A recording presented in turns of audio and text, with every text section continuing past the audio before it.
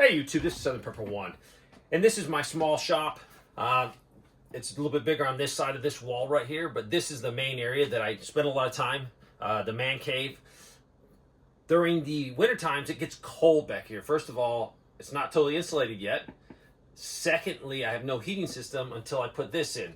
I did use a propane heater, one of the little buddies, which worked great, but it's not cost effective. Propane's expensive and it's not renewable. So I purchased actually 4 mini splits, small mini splits, the 12,000 BTU ones. Then Della contacted me and said, hey, would you like to try one of our units? And I said, I would love to try one of the units. I have 2 different types of mini split companies represented here, and so now this will be the 3rd one. So we got a couple in my son's house, I got some in my house, and now we have them in this shop. So now we're really comparing 3 different companies, but the company I'm going to talk about today is Della. Della sent me this thing absolutely free. I'm not getting paid a penny from them to review it. But let's talk about this unit. I was happy when I could get a 9,000 BTUs. When you size your unit, make sure you don't oversize it. Say, well, I'm going to get a huge one. No, you want it to run efficiently. So you have to size it properly. So a 9,000 for this space is great. This one's designed to do 400 square feet. I'm going to put a 12,000 right in the other part of the shop. There's only a little doorway going up to that. So it's really hard to get this heat up there. Up there I have a wood stove, so that really helps in the wintertime up there, but the heat just doesn't come back. But this is a game changer for me. And this is runs off electricity, but as you know, this building is totally running off of solar. It totally runs off my power shed that's right there. You've seen it. So let's talk about this unit. If you're going to put one in, why are you going to put a mini split over a conventional heating system? First of all, it's energy efficient. You can put this thing anywhere you have an outside wall. You can also, if you have a cold spot in your house that your heating system's not really getting warmed up, you can put this in there and make that space a lot more comfortable. It takes a lot more energy to heat. And I'm in South Carolina. If you're up in Michigan, Wisconsin, you're going to be fighting a different battle than I am. But for me, heating is more costly than cooling. Because you can think of it, if it's 30 degrees outside and I want to bring this room up to 70, I have a 40-degree difference I have to make up. If it's 90 degrees outside and I want to bring this room up to down to 70, I'm only going down 20 degrees. So typically heating is going to use a lot more power. So I would not say this is a do-it-yourself project. You can, if you're familiar with a few things. There's some awesome videos on YouTube that can explain this in detail. So if you're a really good handyman or handy woman, you could do that. You'll need some equipment though.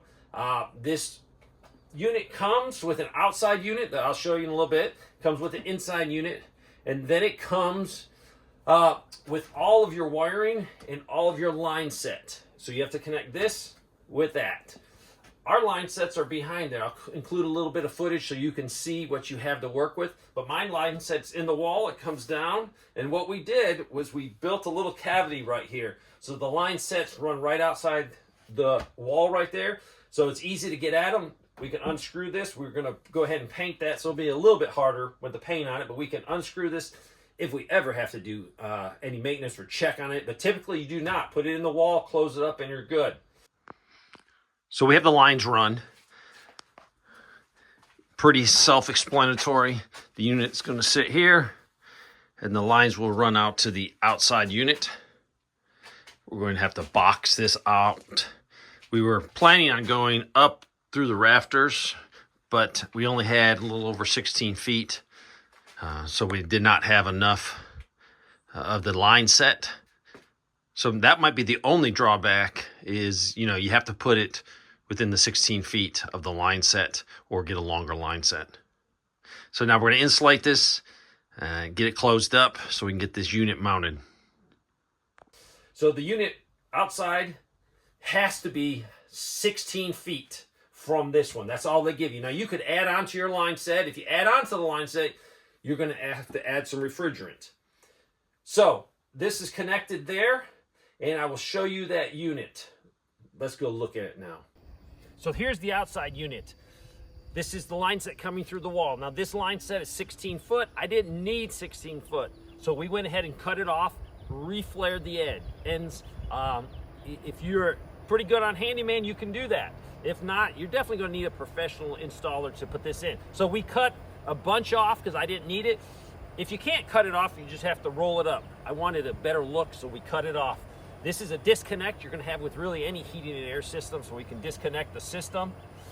We're gonna probably wrap this one final time, and we're gonna put a little bit more caulk in here, and this will be done. Now, you can set this right on the ground. You'll need some blocks, you'll need one of the concrete or the fake platforms that you can buy at Lowe's or Home Depot. I decided I wanted to hang it on the wall. What this does is it gets it away from the dirt, gets it away from the ground. I think it's better for the unit. So we hung it on the wall. This is not a heavy unit. 2 people can easily carry it. 1 person can actually lift it up and put it up here. So it's not that heavy. I'm comparing this unit with a couple other name brands, and really, I didn't find much difference. We thought everything was about the same, but this is definitely a cheaper price point than expensive ones. Some of the ones I bought were twice as expensive, and so this is going to be a great test.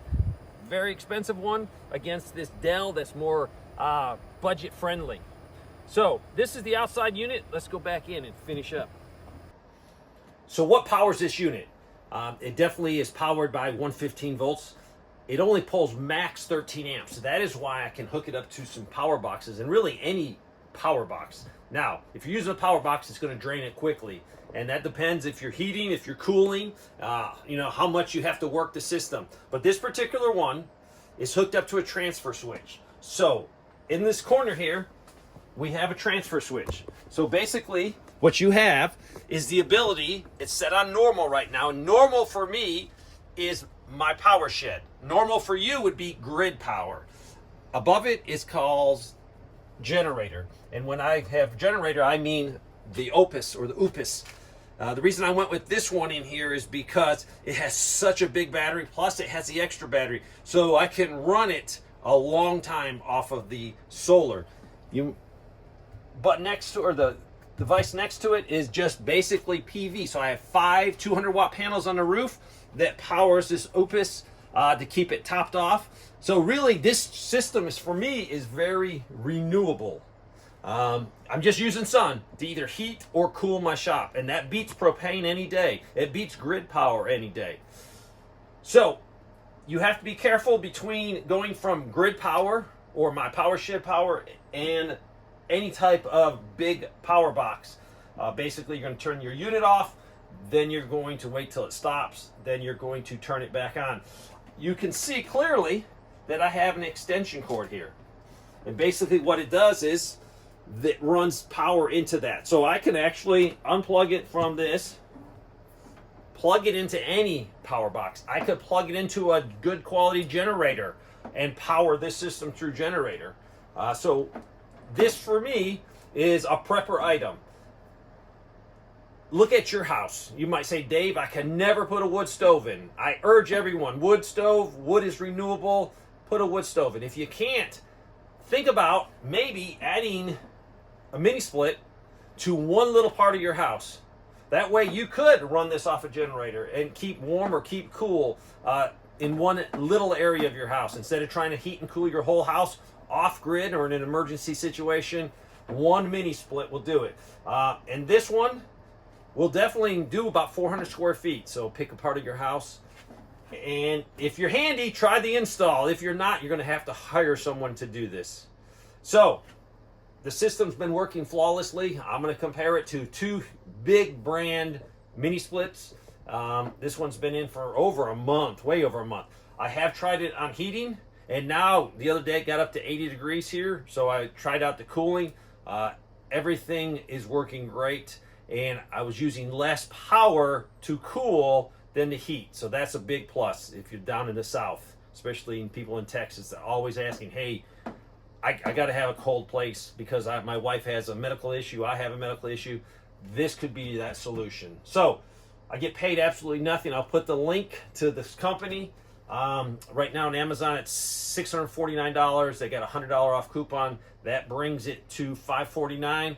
If you can do it yourself, you'll still need a few things. You'll need a disconnect.